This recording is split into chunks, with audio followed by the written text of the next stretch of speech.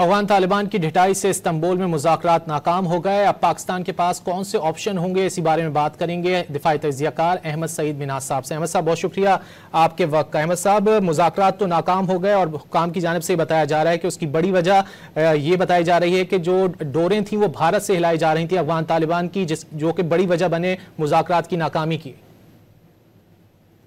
ये इंतहाई बदकिस्मती की बात है और अगर कोई हतमी फैसला इसके ऊपर नहीं हुआ तो आइंदा आने वाले दिनों के अंदर अगर सऊदीया कोई रोल अपना प्ले करना चाहे, जो रिपोर्टेडली उसने जो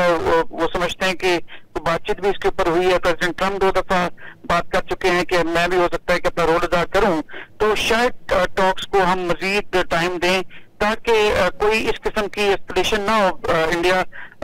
मोटिवेटेड या अफगानी तालिबान रजीम के साथ पाकिस्तान की। और ये भी हो सकता है कि हम डोमेस्टिक लेवल के ऊपर जैसे